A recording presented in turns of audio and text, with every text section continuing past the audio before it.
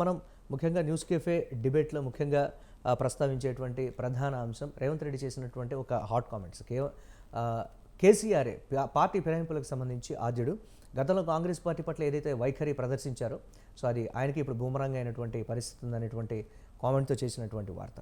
ఏదైతే కాంగ్రెస్ పార్టీని కూల్చేస్తామని BJP BRS అంటూ ఉంటే మేము చూస్తూ ఉంటామా, కాంగ్రెస్ పార్టీ సత్తా ఏంటో మేము నిరూపిస్తామనేటువంటి దాంతో కూడా వారు సవాల్ చేసినటువంటి పరిస్థితి ఉంది. ఇంకా రావాల్సినటువంటి వాళ్ళు చాలామంది ఉన్నారు, మేము ఇప్పుడప్పుడే దానికి సంబంధించి ఏమీ చెప్పేటువంటి పరిస్థితి లేవనేటువంటి మాట అయితే అన్నారు. చూద్దాం దీనికి సంబంధించి ఎలాంటి పరిణామాలు ఉంటాయి, రాజకీయంగా తెలంగాణలో ఎటువంటి పరిస్థితులు చోటు చేసుకుంటాయి. సో జీవన్ రెడ్డి అంశం కావచ్చు, ఇతరత్ర అన్నీ కావచ్చు, చూద్దాం. ఇది ఇక న్యూస్ కేఫ్లో మనతో డిబేట్లో పార్టిసిపేట్ చేస్తున్నారు ప్రేమ్ గాంధీ గారు, బీజేపీ అధికార ప్రతినిధి, లైవ్లో సిద్ధంగా ఉన్నారు. అలాగే మద్దుల గాల్రెడ్డి గారు, టీపీసీసీ ఎన్ఆర్ఐసీఎల్ ఇన్ఛార్జ్, వారు కూడా మరి కాసేపట్లో జాయిన్ అవుతారు. అలాగే విజయార్య గారు, విజయార్య క్షత్రియ బీఆర్ఎస్ నేత, వారు కూడా మరి కాసేపట్లో జాయిన్ అవుతారు. ప్రేమ్ గాంధీ గారు నమస్తే అండి. నమస్కారం అండి. ఎస్, సీఎం రేవంత్ రెడ్డి చేసినటువంటి ఒక హాట్ కామెంట్, ప్రభుత్వాన్ని కూల్చేస్తాము, ప్రభుత్వాన్ని పడగొడతాము, ఎక్కువ కాలం ప్రభుత్వాన్ని ఉండనివ్వము అని అంటే ఊరుకునేటువంటి పరిస్థితులు ఉంటాయా, మేమంటే ఏంటో చూపిస్తున్నాం. ఇది కాంగ్రెస్ పార్టీ రేంజ్, గతంలో జరిగిన దానికి రివెంజ్ అయితే కాదు, ఇప్పుడు కాంగ్రెస్ పార్టీకి ఉన్నటువంటి రేంజ్ అనేటువంటి ఒక స్థాయిలో చేసినటువంటి ఒక కామెంట్. ఎలా చూడాలి ఈ కోణాన్ని? జనరల్గా రేవంత్ రెడ్డి అనేటువంటి వ్యక్తి కింది స్థాయి నుంచి వచ్చినటువంటి వ్యక్తి, ఇవన్నిటికి అవసరం లేకుండే. అంటే ఆయన ఇప్పుడు పాలన మీద దృష్టి పెట్టాల్సినటువంటి అవసరం ఉంది, కానీ ఇవన్నిటి ప్రతి ఒక్క అంశం మీద కూడా స్పందించి ఇచ్చేసాల్సినటువంటి అవసరం లేదు. వాళ్ళకి అవసరం ఉన్నటువంటి మెజారిటీ ఉంది, ఆ పని చేసుకుంటూ పోయేటువంటి పరిస్థితి ఉండే కాదు. కానీ పోటాపోటీ వాతావరణంతో ఆ పార్టీ మీద టార్గెట్, ఈ పార్టీ మీద టార్గెట్, లేదా వాళ్ళు ఏదో సరే రేవంత్ కేసీఆర్ ఒక మాట అన్నాడు, ఏమని 6 నెలల్లో ప్రభుత్వం పోతుంది అనేటువంటి అంశం మాట్లాడిండు కాబట్టి దాని మీద ఆయన పనిచేయాలనేటువంటి అంశం ఉందంటే, నిజంగా కూడా ఫిరాయింపుల చట్టాన్ని మొట్టమొదటిగా తుంగలో దొక్కింది కేసీఆర్. ఆ దారిలోనూ ఈయన కూడా వస్తుండు. అంటే ఈయన ప్రజలు అన్ని గమనిస్తా ఉన్నారు కదా.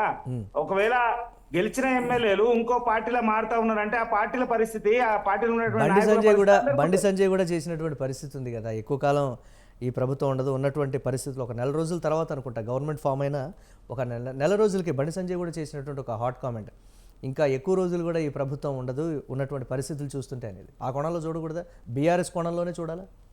అంటే బండి సంజయ్ గారు, మా నాయకులు బండి సంజయ్ గారు అన్న విషయం కోణం వేరండి. మా నాయకుడు ఏమన్నారంటే, వీళ్ళ దాంట్లో కుంపట్లు ఎక్కువ, ఒకరి మీద ఒకరికి భేదాభిప్రాయాలు ఉంటాయి, ఆయన నిలబడినయ్యారు, అన్ని రోజులు ఉండనియరు, ఆయనే కూర్చో తీస్తారా లేకపోతే వీళ్ళ ప్రభుత్వమే పడిపోతుంది అనేటువంటి భావన తప్ప ఇంకో అంశం మీద ఎక్కడ కూడా మాట్లాడినాడో దాఖలా లేవు. కానీ వీళ్ళ పరిస్థితి అట్లా లేదు కదండి. మీరు మొదటి నుంచి కూడా గమనించండి, ఏదైతే స్టార్ట్ అయినప్పుడు 100 రోజులు బీజేపీ శాసనసభ పక్ష నేత కూడా చేసినటువంటి కామెంట్ మనం మర్చిపోతా ఉంటారా ప్రేమ్ గాంధీ గారు? క్లియర్ కట్గా మేము తలుచుకుంటే ఎంతసేపు అనేటువంటి ప్రెస్ మీట్ సందర్భంగా పెట్టి చేసినటువంటి కామెంట్, మా సత్తా ఏంటో ఇంకా తెలియదు అనేటువంటి ఒక రేంజ్లో చేసిన కామెంట్, దాన్ని కూడా లైట్ తీసుకోవాలంటారు, ఆ కోణంలో చూడకూడదు?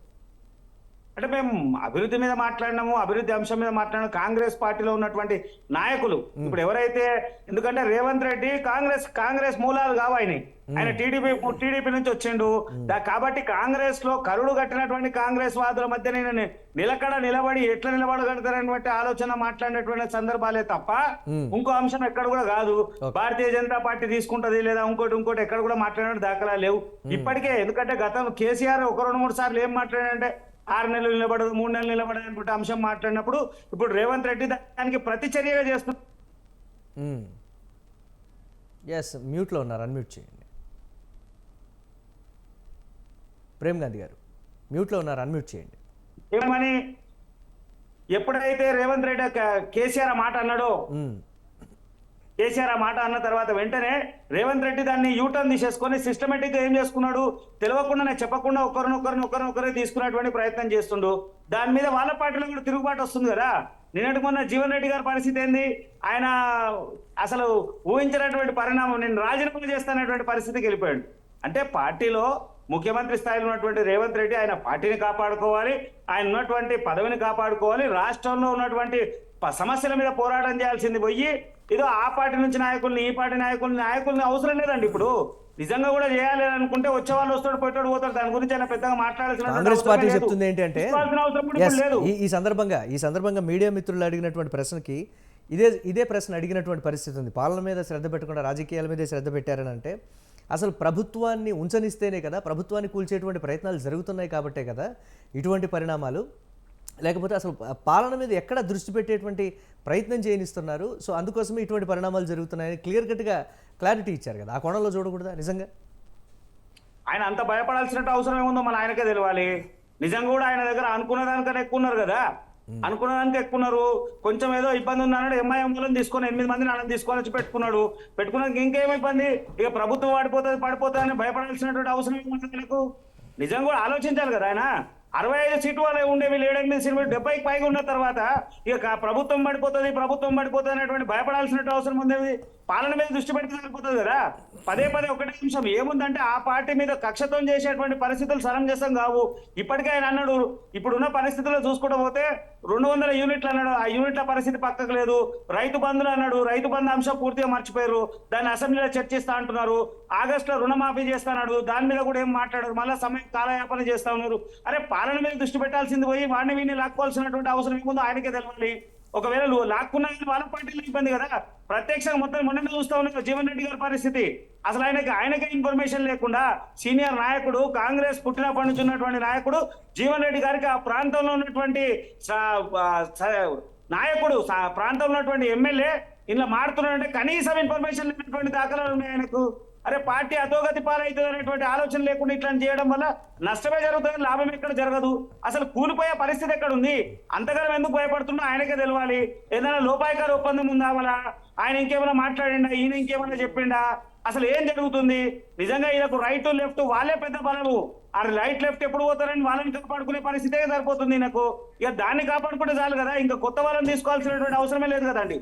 ఇవన్నీ ఏంది అంటే ఒకటే విషయము, ప్రజల్ని అంటే జాతీయ పార్టీలో ప్రేమ్ గాంధీ గారు జాతీయ పార్టీలో ఉండే సంస్కృతి, ఒక్క నిమిషం ప్లీజ్, జాతీయ పార్టీలో ఉండేటువంటి పరిణామాలు అంటారా లేకపోతే రాజకీయ విధానాలు అంటారా, ఇతరత్ర అన్నిటినీ పరిగణలోకి తీసుకుంటే ఇటువంటి అన్నీ కూడా కొన్ని కామన్గా వచ్చేటువంటి పరిస్థితులు అయితే ఉంటాయి. ఎక్కడ కూడా సంపూర్ణ మద్దతు ఉన్నప్పటికీ కూడా, ఎక్సెస్ మెజారిటీ ఉన్నప్పటికీ కూడా ఎక్కడ కూలిపోతుందా అనేటువంటి భయమైనటువంటి పరిస్థితులు జాతీయ పార్టీల విధి విధానాల్లో ఉంటాయనేటువంటి ఒక మాట అయితే వినిపిస్తుంది. మాట్లాడదాం దీనికి సంబంధించి. మద్దుల గాలిరెడ్డి గారు టీపీసీసీ ఎన్ఆర్ఐ సెల్ ఇన్ఛార్జ్, వారు లైవ్లో జాయిన్ అయ్యారు.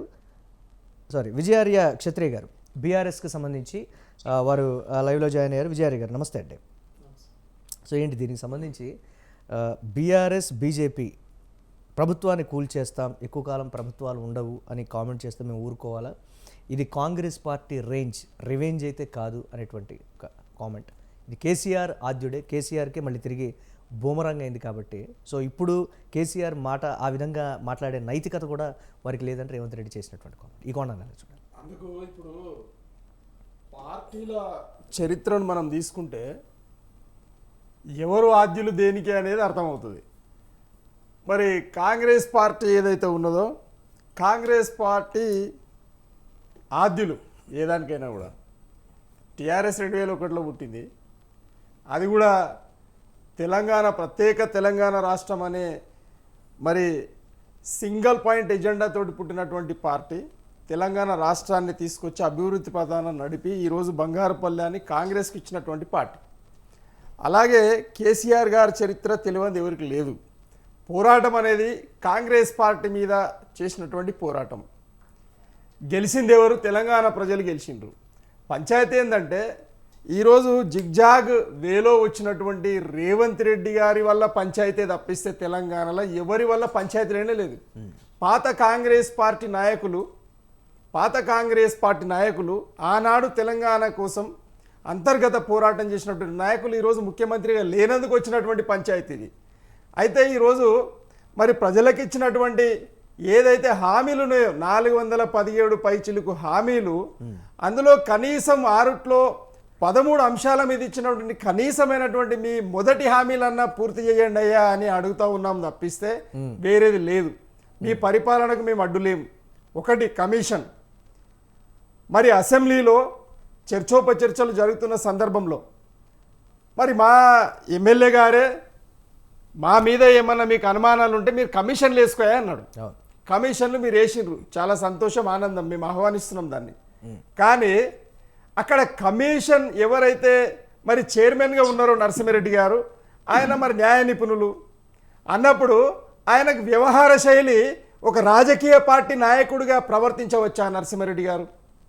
కమిషను ఎందుకు వేస్తారు? నిజ నిర్ధారణ చేసి ముఖ్యమంత్రి గారికి, ఇప్పుడున్న ముఖ్యమంత్రి గారికి, ప్రభుత్వానికి నివేదిక ఇవ్వాలి ఆయన పని. ఆయన ప్రెస్ మీట్ పెట్టి మరి నానా మాటలు ఏ విధంగా మాట్లాడిన అనేది అందరికి తెలుసు. రాజకీయ దురుద్దేశంతో మాట్లాడిన ముచ్చట్లు తెలుసు. అంటే ఒక కమిషనర్కి ఏం హక్కు ఉందని మాట్లాడడానికి. రెండవది, ఈరోజు ఆయన అనారోగ్యంగా ఉన్న ముచ్చట ఇంట్లో కింద పడి హాస్పిటలైజ్డ్ అయ్యిండు. వెంటనే ఎన్నికలు వచ్చినాయి. ఎన్నికలు వచ్చిన సందర్భంలో మరి ఆయన అనుమతి 3 నెలల అనుమతి అడిగిండు. నేను జూలై వరకు నాకు సమయం ఇవ్వండి, నేను వచ్చి హాజరవుతానని చెప్పడం జరిగింది. అందులో కక్షపూరితంగా హ్యుమానిటేరియన్ గ్రౌండ్స్లో మీరు అనుమతి ఇవ్వకుండా దాన్ని రిస్ట్రిక్ట్ చేసి ఈ పలానా టైం వరకు నీవు రావాలి అని అంటే కూడా ఆయన మాటను అంగీకరించి, చట్టాన్ని గౌరవించి, కమిషన్ గౌరవించి, చైర్మన్ను గౌరవించి మరి జవాబు ఇవ్వడం జరిగింది. జవాబు ఇచ్చినాం కదా, జవాబు ఇచ్చిన తర్వాత కూడా దాన్ని స్వీకరించాలి. అది దగ్గరికి అంటే కమిషన్ దగ్గరికి వచ్చి ఇచ్చినా, మరి ఒక అడ్వకేట్ ద్వారా ఇచ్చినా, బహిరంగ లేఖ రాసినా దాన్ని స్వీకరించాల్సిన అవసరం ఉంది. అది గౌరవం. ఆయన ఎక్స్ చీఫ్ మినిస్టర్ అండి. అన్నప్పుడు ఆయనను గౌరవించినటువంటి ఈ చైర్మన్ గారు ఉండాల్సిన అవసరం లేదని చెప్పి మేము హైకోర్టుకు మరి నివేదించుకున్నాము. కాబట్టి ఆ చైర్మన్ను మార్చండి, వచ్చి జవాబు ఇవ్వడానికి మాకేం ఇబ్బంది లేదు కదా. కమిషన్ మేమే ఏమన్నాగా ఎందుకు? మరి ఆనాడు సీతకు పట్టిన సమాధానం చెప్పొచ్చు కదా. సీతకు పట్టిన శర, వారిని మాట్లాడండి. ఒక్క నిమిషం. సీతకు పట్టిన శర ఈరోజు మాకు పట్టింది. ఎందుకు పట్టింది అని అంటే రేవంత్ రెడ్డి గారి వల్ల పట్టింది. అదే నిజంగా పాత కాంగ్రెస్ పార్టీలో తెలంగాణ కోసం పోరాటం చేసినటువంటి నొప్పున్న నాయకులు ఈరోజు ముఖ్యమంత్రి ఉంటే కేసీఆర్ గారిని గౌరవించేవాళ్ళు. అది వాస్తవం. ఇక్కడ అవమానం చేస్తున్నటువంటి రేవంత్ రెడ్డి గారు నిన్న చూడండి, నిన్న ప్రెస్ మీట్లో సిగ్గు అనే మాట మాట్లాడొచ్చా? సిగ్గునదా అనే మాట మాట్లాడొచ్చా? ఒక సీఎంగా ఉన్నటువంటి ఆ స్థానంలో ఉన్నటువంటి ఒక పెద్ద మనిషి మరి అదే సిగ్గు అనేది ఇక్కడ ఉన్నటువంటి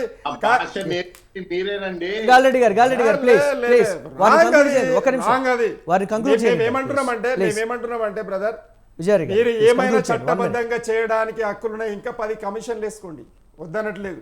ప్రతి దానికి జవాబు ఇవ్వడానికి రెడీగా ఉన్నాం. ఎందుకు అని అంటే ఈచ్ అండ్ ఎవ్రీథింగ్ తెలంగాణ నిర్మాతగా, తెలంగాణ తెచ్చినోడుగా, ముందు వరుసలో ఉన్నోడుగా మరి ఆయనను గౌరవించాల్సిన అవసరం మీకు కూడా ఉన్నది. చట్టపరంగా జరిగేటువంటి ప్రక్రియలకు సంబంధించి ఒకంత అనుమానాలు ఉన్నటువంటి పరిస్థితి ఉంది. వారి ఆరోగ్యం దృష్ట్యానా లేకపోతే ఇతరత్ర నేరుగా వచ్చి హాజరైతే పోయేదేముంది, నేరుగా అయితే రావచ్చు కదా అనేటువంటి మాట అయితే చెప్తున్నటువంటి పరిస్థితి ఉంది. చూద్దాం, మాట్లాడదాం దీనికి సంబంధించి. ఇక మద్దుల గాల్రెడ్డి గారు, టీపీసీసీ ఎన్ఆర్ఎస్ఎల్ ఇన్ఛార్జ్, వారు కూడా లైవ్లో జాయిన్ అయ్యారు. గాల్రెడ్డి గారు నమస్తే అండి. ఎలా చూడాలంటారు రేవంత్ రెడ్డి చేసినటువంటి కామెంట్స్? అలాగే జీవన్ రెడ్డి విషయంలో కూడా సంజాయిషి ఇచ్చేటువంటి ప్రయత్నం అంటారా, లేకపోతే సమన్వయ లోపం జరిగిందనేటువంటి మాట, లేకపోతే పార్టీలో ఉన్నటువంటి నేతల విషయంలో రేవంత్ రెడ్డి మీద ఉన్నటువంటి ఒక విమర్శ, లేకపోతే ఇతరత్ర వారు వ్యవహరించేటువంటి విధానానికి సంబంధించి కూడా ఒకంత విమర్శలు అయితే ఉన్నాయి. దాన్ని నిజం చేస్తూ కూడా సమన్వయ లోపం జరిగినటువంటి మాట అయితే వాస్తవం, బట్ ఎక్కడో కమ్యూనికేషన్ గ్యాప్ అయితే వచ్చింది. సో దాన్ని సరిచేసుకునేటువంటి ప్రయత్నం చేస్తాం, సముచిత గౌరవం ఇస్తాం అనేటువంటి మాట. అలాగే పార్టీ ఫిరాయింపులకు సంబంధించి కేసీఆర్ చేసినటువంటి విధానమే మేమేం చేయట్లేదు, వారికే బూమరాంగ్ అయిపోయింది ఇది అనేటువంటి కొన్ని కామెంట్స్. ఈ మొత్తం కోణాన్ని ఎలా చూడాలి? బేసికల్గా ఫస్ట్ పాయింట్ హియర్ ఇస్, ఒక్కొక్క పాయింట్ వస్తాను. ఫస్ట్ ప్లీజ్ బీఆర్ఎస్ పార్టీ నాయకులకు సమాధానం ఇదలుచుకున్నాను. కేసీఆర్ గారు గౌరవం ఇవ్వాలి, రేవంత్ రెడ్డి గారు ఉద్యమంలో లేరని మీకు ఎవరు చెప్పినారండి? మిలియన్ మార్చ్ లా రేవంత్ రెడ్డి గారు కూడా ఉన్నారు. పోలీసులు ఆయనను కూడా అరెస్ట్ చేసినారు. ఫోటోలు కావాలంటే పంపిస్తాము. నంబర్ 1, ఆయన కూడా తెలంగాణ బిడ్డ. మహబూబ్ నగర్ తెలంగాణలోకి వస్తుంది కదా, కొడంగల్ తెలంగాణకు వస్తుంది కదా. ఆయన ఎప్పటి నుంచో కొడంగల్ నుంచే ఎమ్మెల్యే, అంతకుముందు మహబూబ్ నగర్ ఎమ్మెల్సీ, అంతకుముందు అమంగల్ జెడ్పీటీసీ, అంతకుముందు టిఆర్ఎస్ నాయకుడేనండి ఆయన. మేము ఆయన ప్రవర్తన గురించి విజయారి గారు, please, మాట్లాడుతున్నామండి. please, ఆయన please, ఆయన please. తెలంగాణ Let వాడు him- కాదు let him అని speak, అనట్లే. let him ఆయన speak, please. ప్రవర్తన ఏంది, విజయారి గారు. దుష్ప్రవర్తనను సరి చేసుకోమని విజయారి చెప్తున్నాం. గారు ప్లీజ్ వారిని మాట్లాడిద్దాం, కాకపోతే ప్లీజ్ సమయం వారిని మాట్లాడిద్దాం. మాట్లాడడం కరెక్ట్ కాదు. Yes please. తెలంగాణ నిక్కార్స్ అయిన తెలంగాణ వాది రేవంత్ రెడ్డి గారు నంబర్ 1.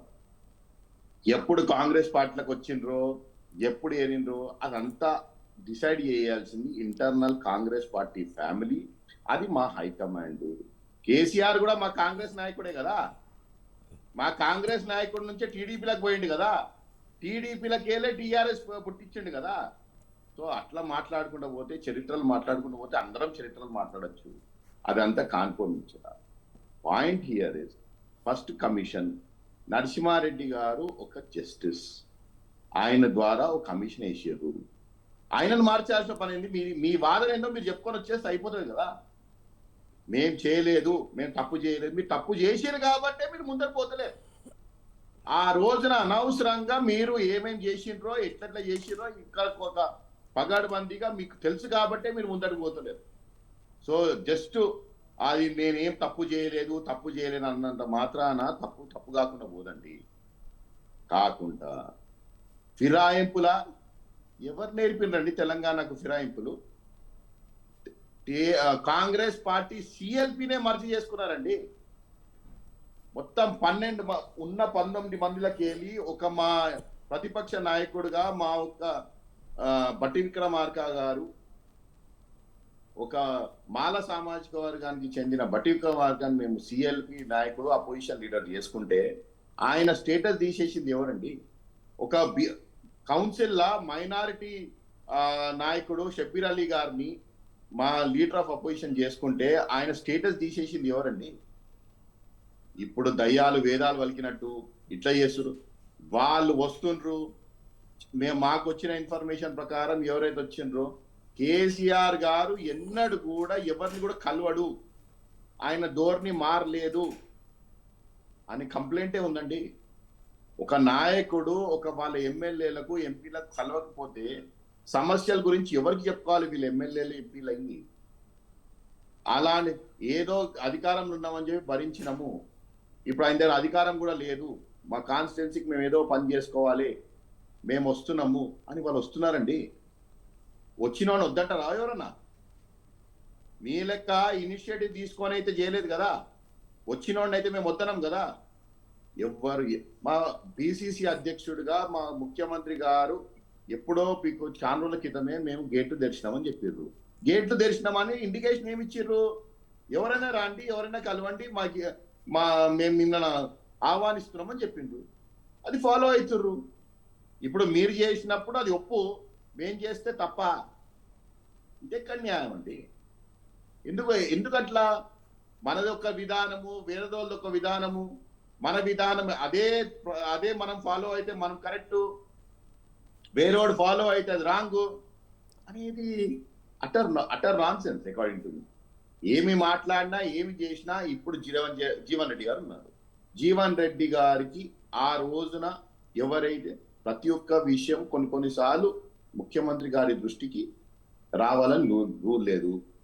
బై మిస్టేక్ ఏదో సమన్వయ లోపం అయింది. ఇమీడియట్ గా మేము మాట్లాడుకున్నాం. ఒక నియోజకవర్గం ఎమ్మెల్యే పార్టీలోకి వస్తున్నప్పుడు ఆ మాత్రం కమ్యూనికేషన్ కానీ, ఆ నియోజకవర్గానికి సంబంధించినటువంటి ఒక సీనియర్ నేత ఒక నిమిషం, ఆ సీనియర్ నేతకి ఇన్ఫర్మేషన్ ఇవ్వలేనంత కమ్యూనికేషన్ గ్యాప్ అధికార పార్టీలో ఉంది అని అంటే పాలనకు సంబంధించి ఎంత గ్యాప్ ఉంటుంది అనేటువంటి కొన్ని ప్రశ్నలు అయితే సామాజిక మాధ్యమాలు వస్తాయి. ఈ కోణంలో చూడకూడదా గాలిరెడ్డి గారు? ఉండొచ్చు, నేను కాదంటలేను. ఇప్పుడు బై మిస్టేక్స్ మేము వాంటెడ్లీ కొన్ని మిస్టేక్స్ చేసి ఉంటే, by mistake or biggest mistake? No, it's not biggest mistake, no way. ఎందుకోసం అంటే నెక్స్ట్ డే మార్నింగ్ అంటే ఫస్ట్ నుంచి కాంగ్రెస్ పార్టీలో ఉన్నటువంటి సీనియర్ నాయకుల్లో ఉన్నటువంటి ఒక అంటే సీనియారిటీని పక్కన పెడుతున్నారా, లేకపోతే మమ్మల్ని పరిగణలోకి తీసుకోవట్లేదా, లేకపోతే ముందు నుంచి మేము పార్టీలో ఉంటున్నాం కాబట్టి మా మీద చిన్న చూపా, లేకపోతే ఎందుకు మా పట్ల ఈ తరమైనటువంటి వ్యవహారం అనేటువంటి ఒక విమర్శ ఉంది? దానికి ఏం చెప్తుంది కాంగ్రెస్ పార్టీ? లేదు, నెక్స్ట్ డే ముఖ్యమంత్రి గారు ఫస్ట్ కమర్షియల్ ఫ్లైట్ లో ఢిల్లీ వెళ్ళినారు. అన్న ఎంపీల ప్రమాణ స్వీకారం ఉండే, దానికోసం వెళ్ళినారు. వెళ్ళే క్రమంలో రాత్రి తన దృష్టికి తీసుకొచ్చి ఇమీడియట్ గా వచ్చినారు ఎమ్మెల్యే గారు కండువా వేయాలని చెప్పుంటారు.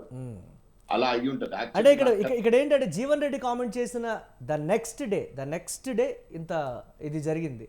సో ఆ మాత్రం కూడా 24 hours జీవన్ రెడ్డి చేసినటువంటి కామెంట్ కానీ లేకపోతే జీవన్ రెడ్డి వైఖరిది కానీ ఆ కాన్స్టిట్యున్సీలో ఇలాంటి పరిస్థితి ఉంది కానీ ఒకసారి మాట్లాడేటువంటి సిచ్యువేషన్ కూడా ఒక థాట్ కూడా రాలేదా అనేటువంటి ఒక విమర్శ. జీవన్ రెడ్డి గారు కమెంట్ చేసినప్పుడు ముఖ్యమంత్రి గారు ఆల్రెడీ ఢిల్లీలో ఉన్నారు. కమెంట్ చేయంగానే ముఖ్యమంత్రి గారి దృష్టికి నాకు తెలిసిపోయి ఉంటది. పోగానే next day early morning flight లో జీవన్ రెడ్డి గారు కూడా ఢిల్లీకి పిలిపించడం జరిగింది. అందరు పెద్ద మనుషుల మధ్యలో high command KC Venugopal garu, general secretary organisation AICC, president garu, మా ఇన్ఛార్జ్ దీపాదాస్ మున్షి గారు, వీళ్ళందరినీ కూడా మాట్లాడడం జరిగింది.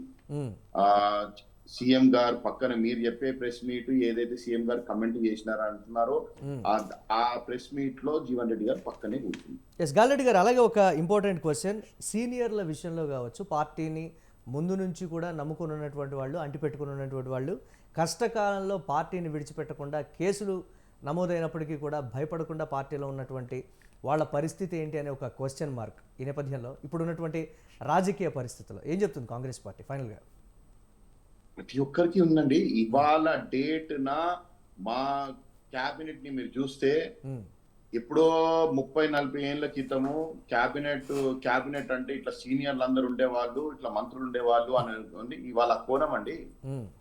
ఇవాళ మా ఉత్తమ్ కుమార్ రెడ్డి గారు కానీ, మా బట్టి విక్రమార్క గారు కానీ, మా తుమ్మల నాగేశ్వరరావు గారు కానీ, మీరు ఏ క్యాబినెట్, కోమటిరెడ్డి వెంకటరెడ్డి గారు కానీ, మీరు క్యాబినెట్ లో ఉన్న ప్రతి మెంబర్ ఆల్మోస్ట్ ఒక సీఎం క్యాడర్ మనిషి. సో అందరు సీనియర్లందరిని అడ్జస్ట్ చేసి అలా ఉండేది. క్యాబినెట్ ని కూడా చెడగొట్టింది టీఆర్ఎస్ పార్టీ కదండి. ఎవరికి అధికారం లేకుండా ఏం చేయకుండా, అంటే ఆ పార్టీలో పరిస్థితులు కావచ్చు, ఆ సమయంలో రాజకీయ పరిస్థితులు కావచ్చు, కాన్స్టిట్యున్సీస్లో ఒక నిమిషం గాలిరెడ్డి గారు, కాన్స్టిట్యున్సీస్లో ఉండేటువంటి సిచ్యువేషన్స్ అన్నింటినీ కూడా పరిగణలోకి తీసుకొని కేటాయించేటువంటి మంత్రి పదవులు ఇచ్చేటువంటి పార్టీల్లో రాజకీయ ప్రాధాన్యతలు అనేవి పరిస్థితులకు తగ్గట్టుగా మారుతూ ఉంటాయి. సీనియర్లు కావచ్చు, జూనియర్లు కావచ్చు, వారికి ఉండేటువంటి ఇంపార్టెన్స్ని బట్టి మారేటువంటి సిచ్యువేషన్స్ అయితే ఉంటాయి. మాట్లాడదాం దీనికి సంబంధించి. మళ్ళీ విజయారి గారు, ఏంటి బీఆర్ఎస్ పార్టీ ఏం చెప్తుంది? ఇచ్చేటువంటి విద్యుత్కి సంబంధించి వేసినటువంటి కమిషన్ విషయంలో కావచ్చు, పొలిటికల్గా చోటు చేసుకుంటున్నటువంటి పరిణామాలకు సంబంధించి కావచ్చు, కోర్టులో కూడా దీనికి సంబంధించి స్పష్టమైన ఆదేశాలు ఉన్నాయి, వాటిని అమలు చేయండి అని హైకోర్టు. చట్టాన్ని మేము ఖచ్చితంగా గౌరవిస్తాం. కమిషన్ ముందట వచ్చి హాజరయ్యి చెప్తాం, దాంట్లో ఎలాంటిది మాకు అనుమానం పెట్టుకోవాల్సిన అవసరం లేదు. రెండవది ఏంటంటే మా బాధ ఎలా అమర్యాదగా ప్రవర్తిస్తున్నది ఒకే ఒక్క బాధ తప్పిస్తే ఎమ్మెల్యేలు కాదు, మొత్తం తీసుకోండి 33 మంది ఎమ్మెల్యేలు, పోయేదేముంది? ఆనాడు అనుకుందాం, ఇంక్లూడింగ్ హరీష్ రావు గారు అంటారు, మొత్తం అందరం తీసుకోమంటారు కదా, కావాల్సే ఏమన్నా చేసుకోండి. అయితే ఇక్కడ ఏంటంటే కేసీఆర్ గారు మరి కార్యకర్తలు ఇద్దరే ప్రముఖులు ఇక్కడ పార్టీలో. ఎమ్మెల్యేలు ఉంటారు, పోతారు, గెలుస్తారు, ఇదంతా కామన్ థింగ్ అయిపోయింది. ఎందుకనంటే ఈ రోజు ఒకరినొకరు కార్యకర్తలనే నాయకులుగా చేస్తామన్నటువంటి మాట కాన్ఫిడెన్స్ తో చెప్తూ ఉన్నారా, లేకపోతే కార్యకర్తల్లో నిస్తేజాన్ని తొలగించడం కోసం ఏదో చెప్తున్నటువంటి మాటగా చూడాలి? అయితే దాన్ని వాస్తవం ఏంది అని అంటే ఈరోజు రాజశేఖర రెడ్డి గారు ఈ కాలంలో మరి టిఆర్ఎస్ నాయకులను గత కాలంలో తీసుకోవడం జరిగింది. మళ్ళీ ఆయన అయితే దీంట్లో ఒక పాయింట్ను ఒక తెలంగాణ వాదులుగా ఏ పార్టీ వాళ్ళైనా ఏ పార్టీ నాయకులు ఒప్పుకోవాల్సిన అవసరం ఉంది. ఆనాడు పోరాటం ఆంధ్ర మరి ముఖ్యమంత్రులతోటి పార్టీ నాయకులతోటి పోరాటం ఉండింది. అందులో రోషం మీసం తెలంగాణ నిలబెట్టింది కేసీఆర్ అనే మాటను మరవద్దు. ఎందుకు అనంటే ఆనాడు అసలు ఉద్యమాన్ని నీరు గార్చే పరిస్థితులలో చంద్రబాబు నాయుడు గారు అదే విధంగా చేసిరు, రాజశేఖర రెడ్డి గారు అదే విధంగా చేసిరు. కాబట్టి వాళ్ళిద్దరికి కౌంటర్గా ఒక తెలంగాణ వాదిగా తెలంగాణకు ముందు వరుసలో ఉన్నటువంటి నాయకుడిగా కేసీఆర్ గారు అవన్నీ చేశారు. దాన్ని దృష్టిలో ఇప్పుడు పెట్టుకోవాల్సిన అవసరం లేదు. ఆల్రెడీ తెలంగాణ వచ్చింది. ఒక తెలంగాణ బిడ్డగా నీకు ఒక అవకాశం వచ్చింది రేవంత్ రెడ్డి గారికి. నీవు జిగ్జాగ్ వచ్చినావా, నీవు ఎట్లా వచ్చినావా సంబంధం లేదు. టుడే నువ్వు ముఖ్యమంత్రివి. దాన్ని నువ్వు సావధానంగా ప్రేమపూర్వకంగా సోదరభావంతో ఉన్న ఫలంగా నువ్వు పరిపాలన చేస్తే చాలా మంచిది.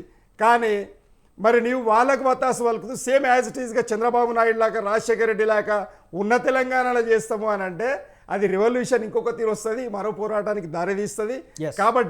కాబట్టి ఆ తప్పులు చేయొద్దు అనేది మా ఉద్దేశం. Right, చూద్దాం. ఒకటి మళ్ళీ అంటే Please. ఇక్కడ డైవర్షన్ పాలిటిక్స్ చేయకూడదు. ఎందుకంటే హామీలను నెరవేర్చలేనటువంటి రేవంత్ రెడ్డి గారు ప్రజల మైండ్ను డైవర్షన్ చేయడానికి ఈ ఎమ్మెల్యేల కథ పెట్టుకున్నాడు. ఈ ఎమ్మెల్యేల కథ పెట్టుకున్న ఆగస్టు తర్వాత ఆగస్టు 15 వరకు ఎలా కమిషన్ కథ పెట్టుకున్న అనేది తప్పిస్తే దాంట్లో ఒరియేది లేదు, పోయేది లేదు. ఆ కోణంలోనే నిజంగా పార్టీని చూద్దామా? భూస్థాపితం చేద్దాం అనేది ఏదైతే ఉద్దేశం ఉందో, ఆనాడు కాంగ్రెస్ భూస్థాపితం కాలే, తెలుగుదేశం భూస్థాపితం కాలే, విజయ్ గారు, ఈనాడు మీరు చేస్తామని అంటే మాట్లాడండి. టీఆర్ఎస్ కూడా భూస్థాపితం కాదు. అది ఉత్తమ రైట్, మాట్లాడదాం. ప్రేమ్ గాంధీ గారు, ఫైనల్ గా భారతీయ జనతా పార్టీ నిజంగా ఏ కోణంలో చూస్తుంది? విజయారేయ గారు చెప్పినట్లుగా డైవర్షన్ పాలిటిక్స్ అనేటువంటి కోణంలోనే చూస్తుందా? నిజంగా గేట్లు ఎత్తేస్తే బీజేపీలో ఉన్నటువంటి 8 మందిలో కూడా కొంతమంది రావడానికి సిద్ధంగా ఉన్నారు, కానీ మేము ఆ స్థాయిలో వెళ్ళడం లేదు, మేమే ఇంకా వద్దని కంట్రోల్ చేస్తున్నాం, ఇప్పుడు మాకు సరిపోనున్నటువంటి పరిస్థితి ఎందుకు అనేటువంటి ఒక ఇదితో ఉన్నాం అనేటువంటి మాట భారతీయ జనతా పార్టీ ఏ కోణంలో చూస్తుంది? రాష్ట్రంలో ఉన్నటువంటి రాజకీయ పరిణామాలకు సంబంధించి ఫైనల్గా ఒక 1 minute లో conclusion please. Just for 1 second. Congress వాళ్ళు ఎమ్మెల్యేలకు, బీజేపీ వాళ్ళు ఎమ్మెల్యేలకు అంటే గేట్లు ఎత్తేస్తే మేము ప్రజలకు గేట్లు ఎత్తేసినాము, ఆ ప్రజలను ఆపడం కష్టం.